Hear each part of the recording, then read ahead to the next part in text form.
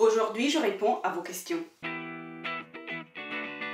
Bonjour à tous et bienvenue, je suis ravie de vous retrouver dans cette vidéo assez spéciale. Il y a quelques jours, on a célébré les 3 ans de vie de ma chaîne, donc ça fait 3 ans que je publie des vidéos en 3 langues. Si vous me suivez, vous le savez déjà.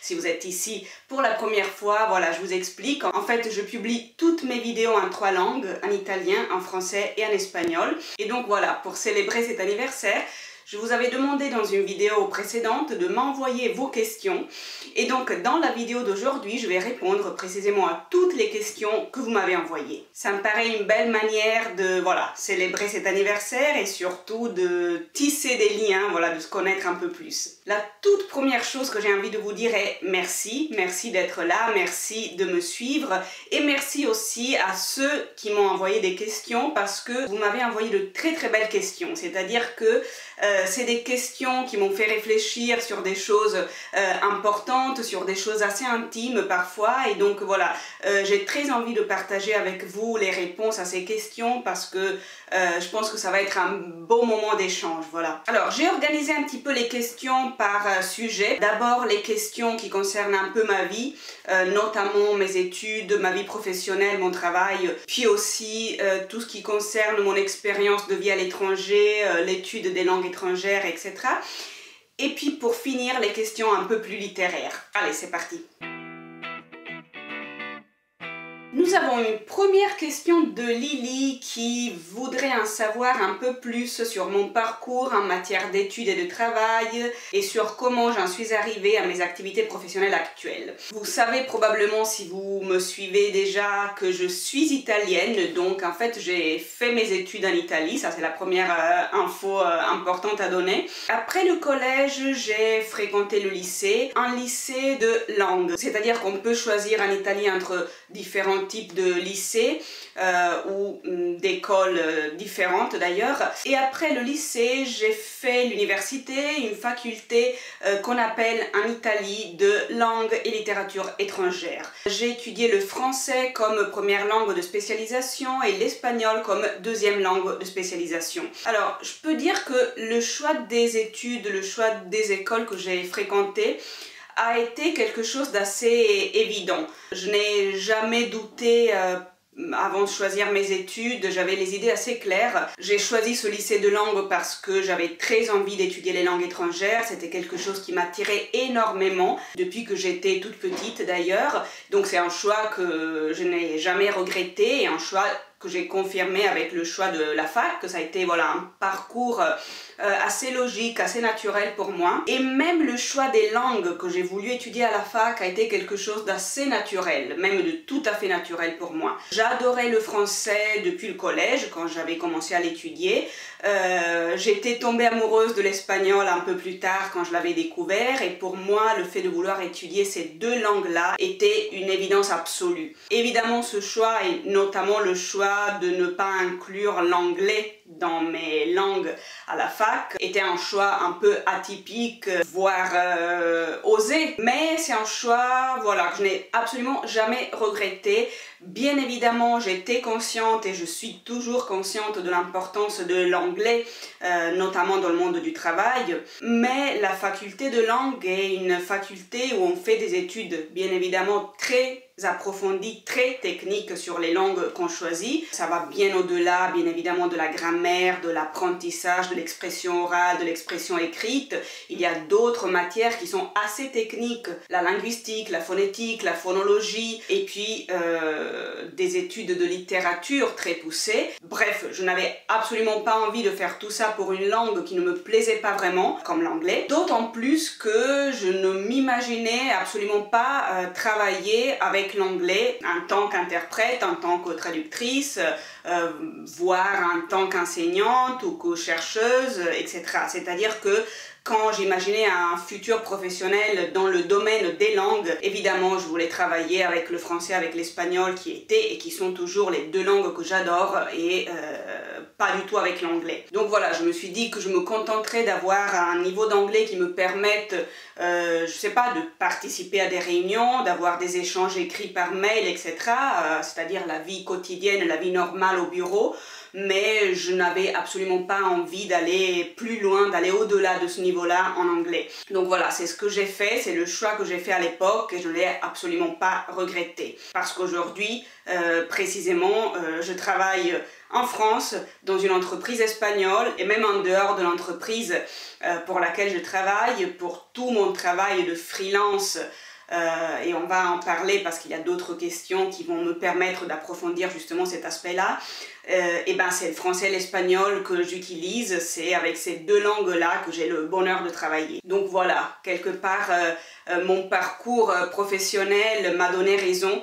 Et j'ai pu faire des choses hyper intéressantes avec les deux langues que j'ai choisi d'étudier, avec les deux langues que j'adore, et en contournant un peu cette obligation de toujours étudier l'anglais en premier. Voilà. Alors en ce qui concerne le travail, j'ai commencé à travailler très tôt, c'est-à-dire que à l'époque de la fac, quand je faisais mes études, je faisais déjà des petits boulots alimentaires, juste histoire de gagner un petit peu d'argent et puis surtout de faire quelques expériences. J'ai beaucoup travaillé en tant qu'hôtesse pour des salons, pour des événements. Donc voilà, l'événementiel est un secteur que j'ai connu et dans lequel j'ai beaucoup travaillé. Je donnais des cours particuliers, j'ai beaucoup travaillé comme figurante à la télé italienne. Alors ça, c'est quelque chose que j'ai adoré, c'est une expérience absolument chouette que j'ai pu faire. Déjà, ça me permettait d'être dans un domaine, dans un milieu qui m'intéressait énormément, qui était celui précisément de la télé,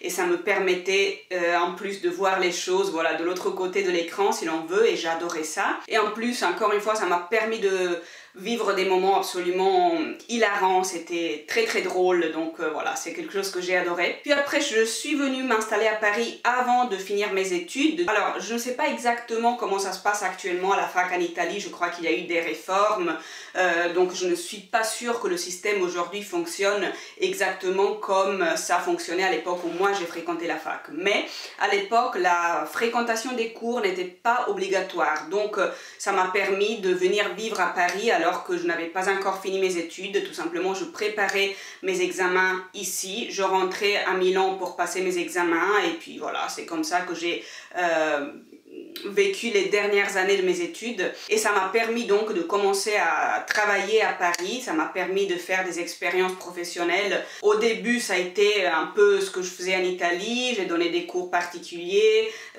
j'ai travaillé comme hôtesse, j'ai fait beaucoup d'accueil dans des secteurs très différents. J'ai fait ça dans une salle de sport, j'ai fait ça dans une banque et j'ai fait ça voilà, dans l'événementiel beaucoup. Et après, voilà, j'ai commencé à travailler dans une entreprise espagnole, c'est l'entreprise dans laquelle je travaille encore aujourd'hui. Et donc voilà, au niveau professionnel, en gros, c'est ça. La chose par contre la plus intéressante et la plus importante pour moi actuellement, c'est tout le travail que je fais en freelance depuis 2016. Donc depuis 2016, je travaille en tant qu'interprète, que traductrice, que correctrice de texte. Donc j'ai des missions assez régulières dans ces domaines-là et c'est ce que j'aime en fait. Plus récemment, j'ai commencé à travailler aussi dans l'organisation d'événements culturels, plus particulièrement littéraires. Je fais beaucoup d'animations, de présentations de livres et ça c'est quelque chose que j'adore. Donc encore une fois, c'est vraiment dans ce sens-là, dans cette direction-là que je veux aller de plus en plus. Tout ça pour vous dire qu'actuellement le cœur, le centre de mon engagement, de mon activité professionnelle est vraiment celui qui s'organise autour de mon travail en tant que freelance.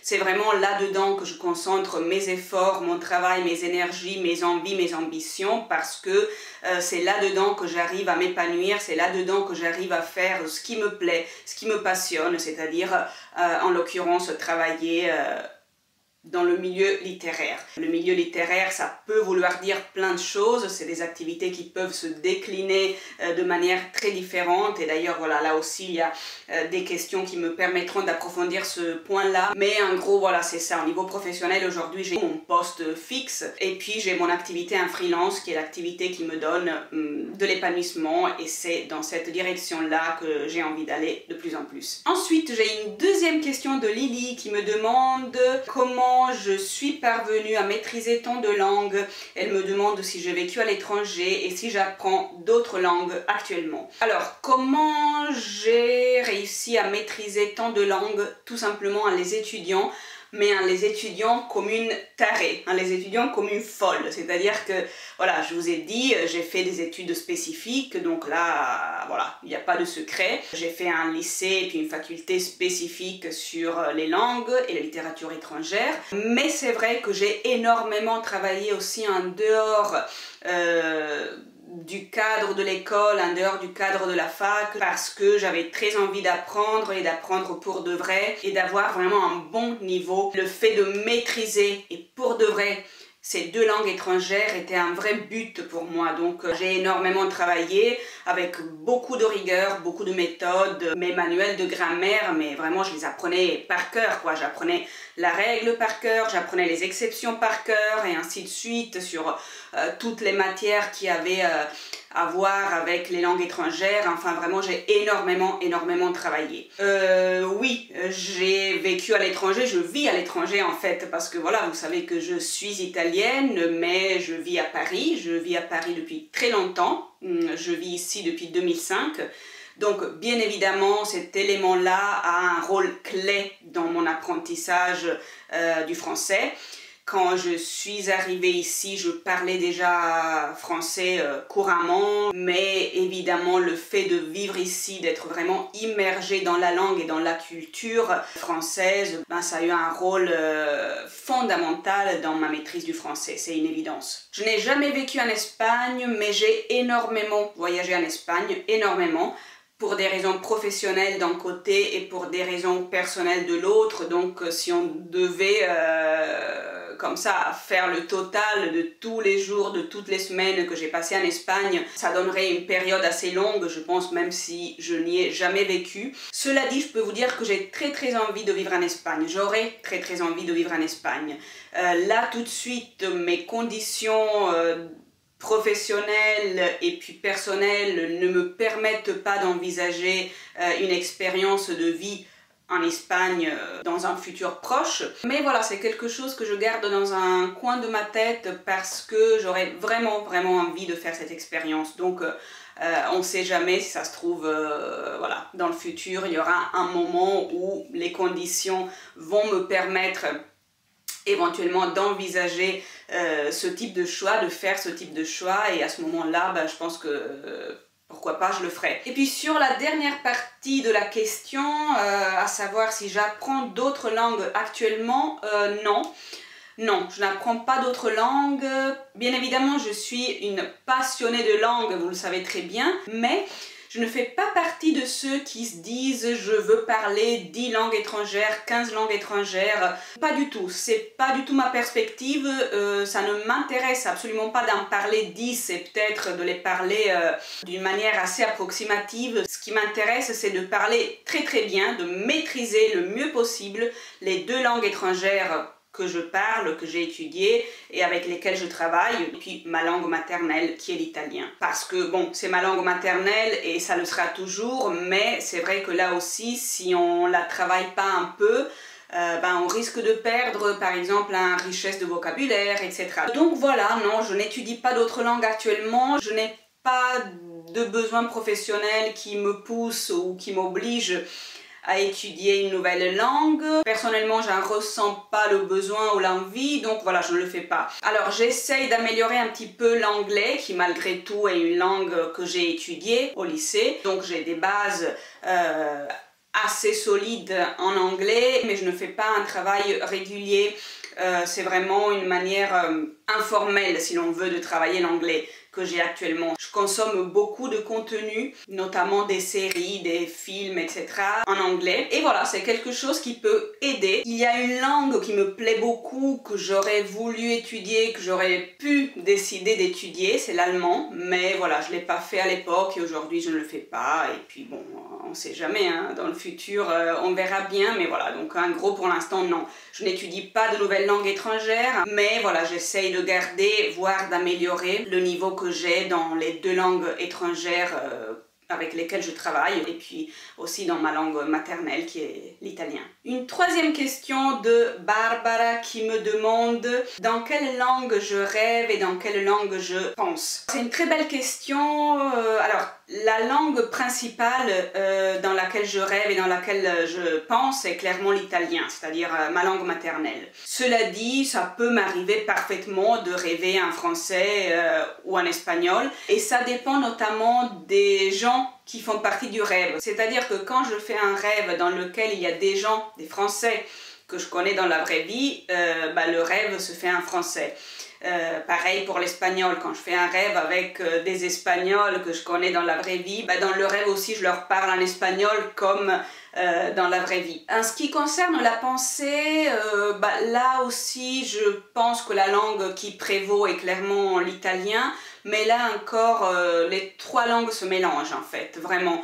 Il y a des fois où clairement je me parle à moi-même, je réfléchis en français ou en espagnol, ça dépend des moments, ça dépend des contextes. Ça dépend des sujets. Les trois langues sont vraiment très présentes et même très mélangées dans ma vie quotidienne. Voilà. Ensuite, j'ai une question de Federica de la chaîne Non Solo Mamma Raccontami qui me demande pourquoi j'ai décidé de m'installer à l'étranger et comment j'ai réalisé ce projet. Alors, c'est une belle question. J'ai décidé de m'installer à l'étranger pour plusieurs raisons. Essentiellement parce que depuis toujours, depuis que j'étais toute petite, j'avais un peu ce rêve de vivre à l'étranger. Voilà, vous savez, quand on est enfant et qu'on joue, on imagine des situations, etc. Moi, la situation que j'imaginais souvent était celle, précisément, d'être quelqu'un qui parlait français, d'être quelqu'un qui vivait en France. Donc voilà, c'était quelque chose qui était très précoce, si l'on veut. Cette envie de vivre à l'étranger, cette manière de me projeter un vivant avec une langue étrangère et dans un pays étranger. Donc voilà, quelque chose de très précoce.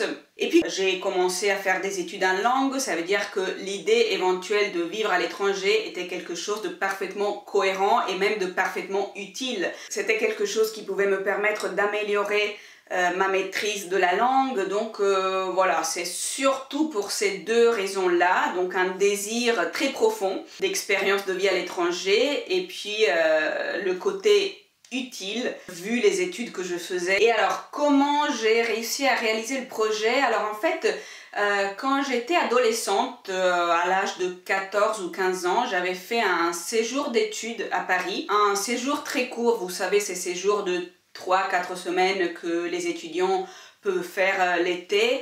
En l'occurrence, j'avais passé, voilà, je crois, 3 semaines à Paris, chez une famille française. Le matin, on prenait des cours de langue, l'après-midi, on visitait la ville. Et cette expérience m'avait profondément marquée, j'avais adoré, et donc voilà, j'étais tombée dans une famille où j'avais adoré la femme, Véronique. Elle m'avait vraiment marquée aussi, elle était voilà, une jeune femme à l'époque, je crois qu'elle avait 32 ans, quelque chose comme ça, et j'avais adoré son style de vie, sa manière de faire, son caractère, j'étais vraiment sous le charme. Et donc voilà, on avait gardé le contact, on s'écrivait de temps en temps, on se donnait des nouvelles, etc. Et puis bien plus tard, quand j'avais 25-26 ans et que je commençais à vouloir concrétiser ce projet de vie à l'étranger, je lui avais fait signe, je lui avais parlé de ce projet et je lui avais demandé de me tenir au courant si jamais elle entendait qu'un petit appart ou qu'une chambre de bonne se libérait près de chez elle. Et voilà, au bout de quelques mois, effectivement, une chambre de bonne s'est libérée dans l'immeuble où elle habitait. Et donc là, voilà, j'ai décidé de prendre cette chambre et de partir. Donc en gros, c'est comme ça que ça s'est fait. Je suis arrivée ici, je vous disais tout à l'heure, je faisais encore mes études. Donc je me suis dit que je chercherais du boulot et puis en attendant, je préparerais mes examens pour la fac et tout ça. Et c'est ce que j'ai fait. J'ai commencé à travailler assez rapidement comme hôtesse de salle à la Comédie Française. C'est quelque chose que j'ai adoré. Voilà, c'est une maison que j'adore, que je porte vraiment dans mon cœur. Une expérience qui a duré plusieurs années et que j'ai adoré. Ça me permettait en plus d'assister à toutes les pièces, mais au-delà de ça, voilà, c'était vraiment contexte, un cadre que j'adorais. J'ai passé vraiment de belles années dans ce théâtre. Et en plus de ça, voilà, je travaillais aussi ailleurs, je vous le disais tout à l'heure, je donnais des cours, j'étais hôtesse aussi pour des salons, dans l'événementiel, j'ai fait autre chose jusqu'au moment où j'ai eu mon poste dans l'entreprise espagnole dans laquelle je suis toujours aujourd'hui. Quand je suis arrivée ici, en fait, je n'avais aucune idée de combien de temps ça allait durer. C'est-à-dire que dans ma tête, l'idée c'était pas je déménage en France pour toute l'éternité. Dans ma tête, c'était voilà, je vais vivre à Paris, je vais faire une expérience de vie et de travail à Paris et ça peut durer quelques mois, ça peut durer 1 an ou 2, voire plus, on verra bien. Et puis voilà, au bout de 17 ans, je suis toujours ici. Alors, une deuxième question, toujours de Federica, une très belle question. Elle me demande où je me sens chez moi, à Paris, en Italie ou ailleurs. Alors c'est une très belle question parce que c'est une question assez profonde, assez intime et surtout parce qu'elle est posée avec beaucoup d'intelligence, c'est-à-dire qu'elle inclut l'hypothèse que chez moi, l'endroit où je me sens chez moi pourrait être ailleurs qu'ici où je vis ou ailleurs qu'en Italie, c'est-à-dire mon pays d'origine. Mais là voilà, la réponse est très claire, pour moi chez moi c'est l'Italie. Clairement. Après, c'est vrai qu'il y a, je pense, pour ceux qui vivent à l'étranger depuis très longtemps, une espèce de dimension bizarre et on peut ne pas se sentir chez soi, ne pas se sentir tout à fait chez soi, ni dans le pays d'origine, ni à l'endroit où on vit. Ou tout du moins, c'est ce qui m'arrive. Alors, je ne sais pas si c'est comme ça pour tout le monde, mais je dois vous avouer que moi, personnellement, je me sens un peu comme ça. Je ne me sens plus tout à fait chez moi en Italie et je ne me sens clairement pas chez moi ici. Donc on vit un peu dans cette dimension bizarre. Alors vous pourriez me dire que ce que je viens de dire est un peu une contradiction par rapport au fait que je vous ai dit tout à l'heure que pour moi chez moi c'est l'Italie. C'est vrai. Alors en fait les deux choses sont vraies. Pour moi chez moi c'est clairement l'Italie, mais aujourd'hui je me sentirais incapable de retourner vivre en Italie à 100%. La dimension idéale pour moi, ça serait vraiment de vivre un peu en Italie, un peu ici, de partager vraiment mon temps. Ça, c'est vraiment quelque chose qui me ferait envie, j'aurais vraiment envie de vivre de cette manière-là. Mais c'est clair, même si chez moi c'est l'Italie, quand je suis en Italie, au bout d'un certain temps, au bout de quelques jours, je sens que j'ai envie, que j'ai besoin de partir, de m'en aller à nouveau. Ensuite, j'ai une question de Katia qui me demande si je travaille dans le monde du livre, dans la traduction, dans l'édition ou dans quelque chose de ce type. Alors oui, clairement, pour tout ce qui concerne mon travail de freelance, je vous le disais tout à l'heure, je ne vais pas me répéter, je ne vais pas redire les mêmes choses, mais depuis quelques années, je travaille en freelance en tant que traductrice, interprète, correctrice de texte et tout ça vraiment dans le milieu littéraire. Et plus récemment, j'ai ajouté toute une partie de travail d'animation, de présentation de livres, d'animation d'ateliers. Donc voilà, effectivement, je travaille dans le milieu du livre, dans le milieu littéraire. Or, le but serait vraiment de travailler à 100% dans le milieu littéraire, c'est-à-dire c'est clairement mon but, c'est clairement mon rêve, c'est clairement mon ambition. Donc un travail vraiment dans une maison d'édition ou dans une institution culturelle, dans un centre culturel, etc.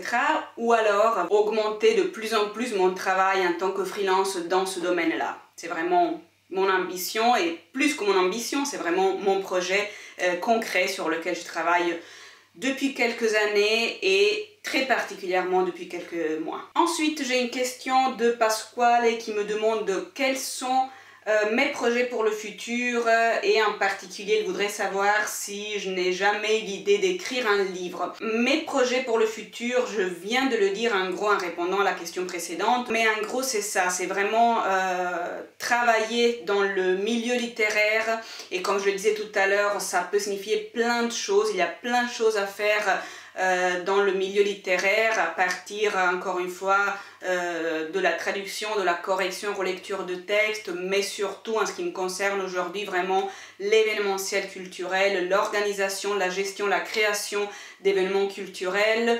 l'animation de tables rondes, de présentations de livres, l'animation d'ateliers de lecture dans des contextes très différents. Ça peut être les entreprises, ça peut être les écoles, ça peut être les associations. Enfin, j'ai plein d'idées, plein de projets là-dedans. Et en gros, voilà, les projets pour le futur, c'est vraiment me concentrer sur cette partie-là de travail, sur le domaine littéraire qui, en gros, est ce qui m'intéresse, est ce qui me passionne et que j'en ai marre de ne pas travailler à 100%. Dans ce secteur qui est celui qui me plaît, qui est celui pour lequel j'ai les compétences d'ailleurs. Et donc voilà, ça me paraît assez naturel et ça me paraît vraiment un besoin très profond aujourd'hui pour moi. Ça n'a aucun sens que je fasse autre chose que ça. Par rapport à la deuxième partie de la question, oui, j'ai déjà eu l'idée d'écrire un livre et je n'ai pas eu que l'idée, en fait je l'ai fait. J'ai écrit un livre qui est déjà fini depuis plusieurs années. Je ne l'ai pas encore envoyé à des maisons d'édition, ça fait partie aussi des projets pour le futur. Il y a longtemps, il y a très longtemps, j'écrivais aussi de la poésie. Donc c'est vrai que j'ai un certain nombre de poèmes qui pourraient constituer un recueil de poèmes. Ensuite, j'ai une question de Alex qui me demande ce qui me plaît le plus de Paris et ce qui me plaît le moins. Et puis il me demande aussi au niveau de la nourriture quel plat de Paris, de l'endroit où je vis, je recommanderais. Ce qui me plaît le plus de Paris, c'est Paris. En fait, du point de vue esthétique, j'ai envie de dire la beauté de Paris. Alors là, j'ai même pas besoin de vous expliquer ce que je veux dire, c'est une évidence. Paris est une merveille absolue au niveau esthétique, au niveau de l'architecture, au niveau des monuments. Et cette beauté, voilà, il faut juste la reconnaître et l'admirer, bien sûr. Après, il y a beaucoup de choses aussi qui ne me plaisent pas de Paris, notamment dans le côté social et humain.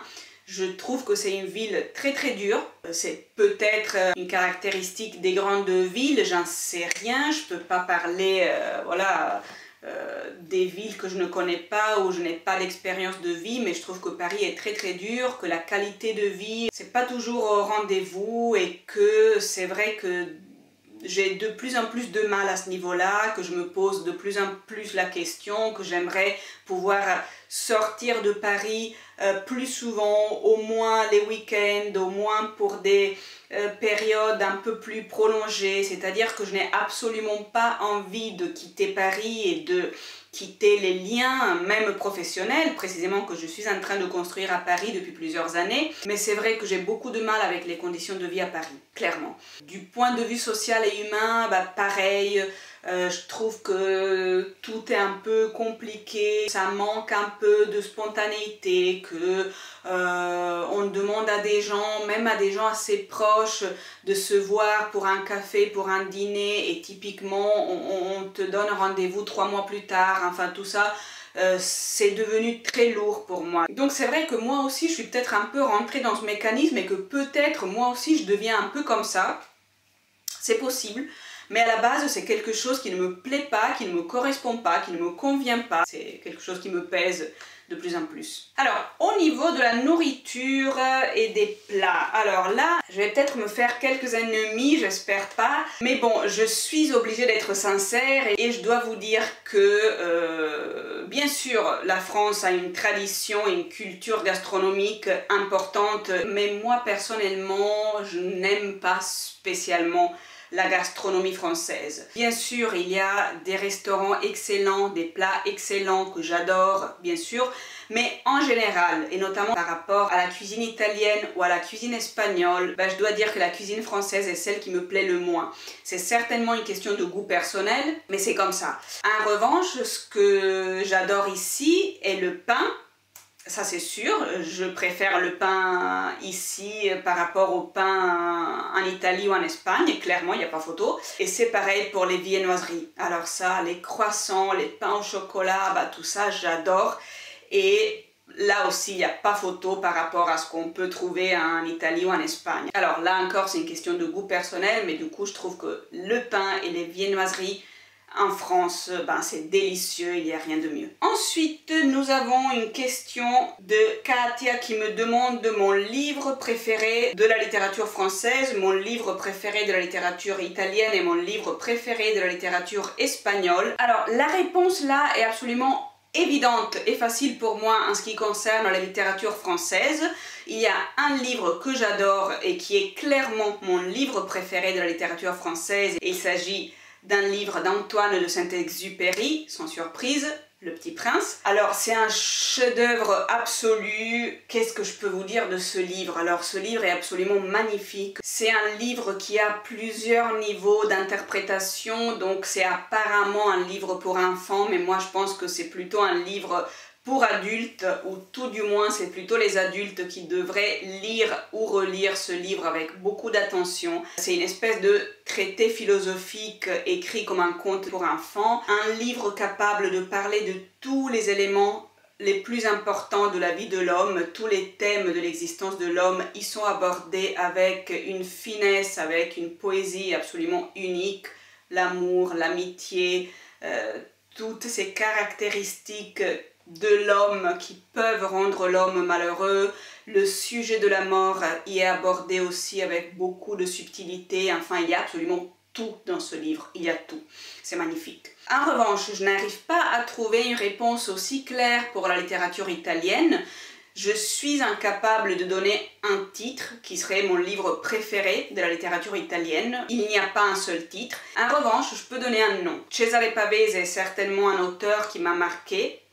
Un auteur que je lis depuis des années, alors je n'ai pas tout lu, je n'ai pas lu toute son œuvre, mais j'ai quand même beaucoup lu, et je peux vous dire qu'il y a des passages, qu'il y a des vers dans l'œuvre de Pavese dans lesquels je me reconnais particulièrement, qui m'ont fait sentir une proximité de vision, de sensibilité, une identification humaine avec cet auteur qui sont assez extraordinaires, que j'ai rarement senti de cette manière avec d'autres auteurs.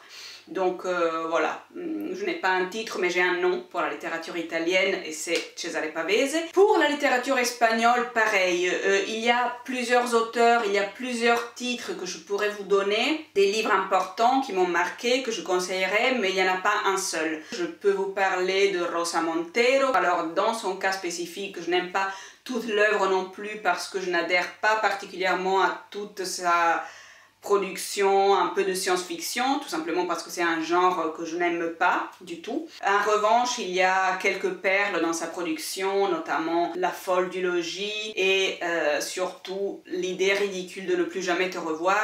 Et puis il y a une autrice colombienne qui s'appelle Piedad Bonet, que j'ai très envie de vous signaler aussi, notamment pour un livre qui s'appelle Ce qui n'a pas de nom. C'est un livre dans lequel elle raconte son expérience de mère d'un enfant schizophrène qui s'est suicidé. Alors c'est un livre qui m'a énormément émue. Il n'y a aucun sentimentalisme, il n'y a aucun débordement et c'est écrit avec un style magnifique. Il y a une beauté de la réflexion et une beauté de l'écriture qui sont tout à fait remarquables. Donc voilà, ça c'est un livre que j'ai absolument envie de vous conseiller, mais je ne peux pas non plus vous dire que c'est mon livre préféré en langue espagnole. Voilà. Ensuite, j'ai une question de Michaela qui me demande quels sont les textes classiques qui ont influencé mon goût littéraire et qui ont influencé mon parcours d'éducation et mon parcours émotionnel. Alors pour cette question, je ne vais pas vous donner des titres en particulier, des auteurs en particulier. Bien évidemment, il y a beaucoup de classiques qui m'ont marqué. J'ai eu la chance, j'ai eu le bonheur de beaucoup étudier les classiques. Forcément, vu les études que j'ai faites, le lycée d'abord, puis une faculté de littérature, mais ce que je vais vous dire, c'est que les classiques m'ont influencé en tant que tel, c'est-à-dire le fait même d'avoir étudié les classiques m'a influencé. Et c'est quelque chose d'important parce que vous savez, il y a ce débat, il y a ce questionnement, est-ce qu'il faut toujours enseigner les classiques, oui ou non, dans quelle mesure, avec quelle approche, avec quelle méthode, et c'est des questions légitimes et nécessaires, hein, bien sûr. Or, il y a une chose de laquelle je suis absolument convaincue, et c'est que il faut étudier les classiques. C'est-à-dire la solution à ce questionnement, la solution à ce débat ne peut pas être bah alors éliminons les classiques. Alors laissons tomber, ça ne peut pas et ça ne doit pas être la solution parce que je pense que la valeur formatrice des classiques est absolument immense. Je pense que les classiques peuvent nous former dans la capacité de réflexion, dans cet héritage magnifique qu'ils nous transmettent, et même du point de vue du style et du point de vue technique de l'écriture, il y a des choses dans les classiques qui sont absolument précieuses, voilà, et qui peuvent nous former comme lecteur, mais aussi comme être humain. Et il y a autre chose, c'est-à-dire que l'analyse des classiques et l'étude des classiques à l'école m'a permis, entre autres choses, d'apprendre la méthode d'analyse pour les textes littéraires. Donc si aujourd'hui j'ai un certain regard, j'ai une certaine capacité d'interprétation, une certaine capacité de lecture de n'importe quel texte, c'est aussi grâce à l'étude des classiques et au fait qu'on m'a appris à analyser les classiques. Donc tout ça pour dire qu'au-delà d'un titre, au-delà d'un auteur, au-delà d'un nom, ce qui m'a vraiment formé, ce qui a vraiment contribué à ma formation est l'étude des classiques en général. Ensuite, Sylvia me demande quels sont les écrivains contemporains français que je conseille et quelles sont les chaînes françaises de littérature que je suis. Il y a un nom qui me vient à l'esprit et la réponse est absolument évidente, Annie Ernaux. C'est une écrivaine que j'adore, je vous en ai parlé plusieurs fois et je vous la conseille vraiment. C'est une des voix les plus importantes de la littérature française contemporaine. Je ne me fatigue pas de vous en parler parce que je trouve vraiment que son œuvre est précieuse. J'adore la manière dont elle aborde l'autobiographie et la manière précisément de rendre universel ce qu'elle raconte à partir d'éléments intimes, d'éléments autobiographiques. C'est une écriture sans limite, une écriture sans censure, une écriture qui peut être cruelle, mais une écriture d'une beauté absolument incroyable, précisément parce qu'elle est capable de parler des choses les plus intimes avec une transparence étonnante. Il y a un autre auteur que je peux vous signaler, bien sûr, c'est Emmanuel Carrère. Alors, je n'ai pas lu toute l'œuvre d'Emmanuel Carrère, j'ai lu 3 livres, je pense, de cet auteur, mais j'ai adoré les 3, et là encore, je trouve qu'il y a un talent d'écriture, un talent littéraire absolument remarquable. Donc c'est un auteur que j'ai envie de mentionner certainement. Et puis j'ai envie de vous parler d'une autrice que j'aime beaucoup, mais vraiment beaucoup. Elle s'appelle Anne Plantagenet. J'ai lu 3 livres de cette autrice, d'origine italienne, 3 jours à Oran, Nation Pigalle, et j'ai adoré les 3. C'est une autrice qui a une profondeur de réflexion et une capacité de rendre cette profondeur avec une beauté dans le style absolument remarquable. C'est pas quelque chose de fréquent. Et en ce qui concerne les chaînes, ben évidemment je vais vous conseiller la chaîne de Nabolita.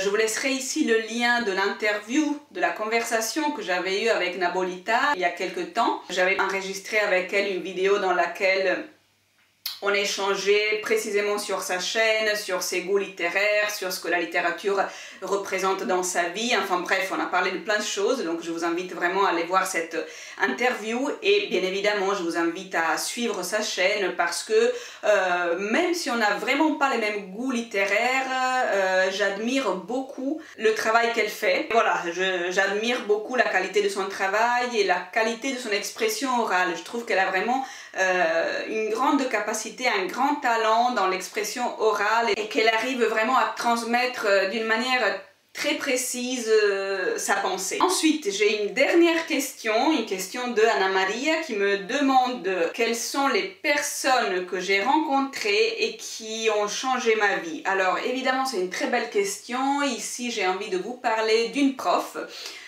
Ma prof d'italien et d'histoire du collège. Quand je l'ai connue, j'arrivais de l'école primaire et ça a été le premier contact avec une manière de réfléchir adulte. Et c'est précisément là l'enseignement qu'elle m'a donné et qui m'a changé, qui m'a transformé et qui a changé ma vie, donc d'une certaine manière, c'est-à-dire qu'elle m'a vraiment enseigné la rigueur dans la réflexion. Elle m'a enseigné ce que c'est que la pensée logique. C'est à elle que je pense quand je pense à quelqu'un qui m'aurait marqué, alors je dis peut-être pas changer la vie au sens propre, mais qui a certainement marqué ma formation et marqué ma vie dans ce sens-là, voilà, sans aucun doute. Et puis pour compléter cette réponse, je voudrais partager avec vous quelque chose aussi de plus personnel, de plus intime, quelque chose qui peut paraître bateau, donc je vais essayer de bien m'expliquer précisément pour que ce que je raconte n'ait pas l'air d'être quelque chose de complètement débile. Mais je trouve qu'une rencontre absolument fondamentale et qui peut nous changer la vie est la rencontre avec nous-mêmes.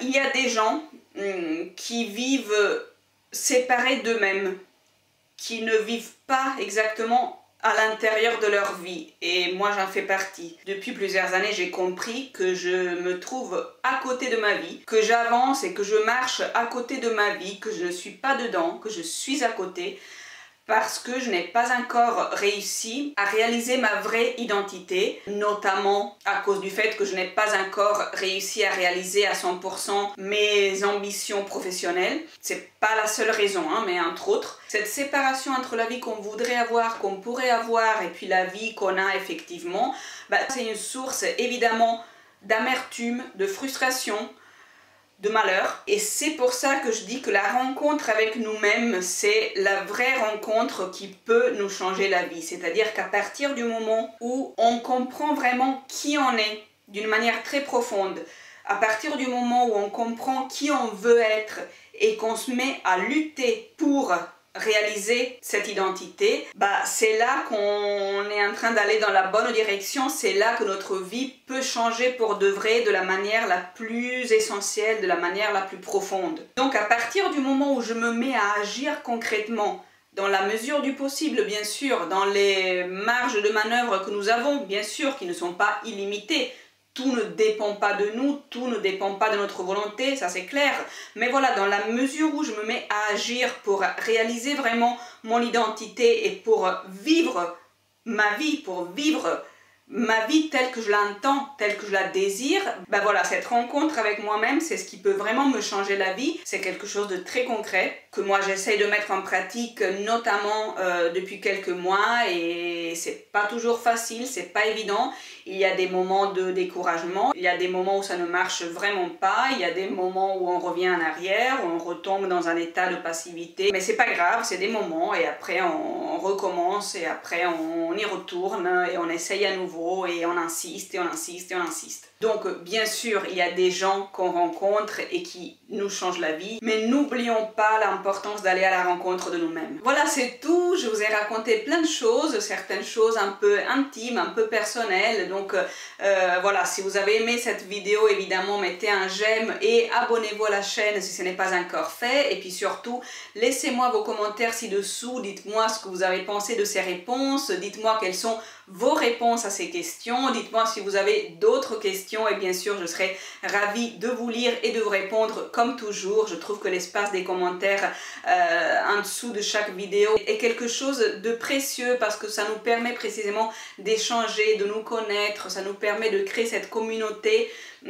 qui est en train de grandir petit à petit et qui est vraiment chouette, je trouve. Donc voilà, écrivez-moi dans les commentaires. Donc encore merci d'être resté avec moi jusqu'à la fin de cette vidéo. On se retrouve très vite avec la prochaine publication. Bisous.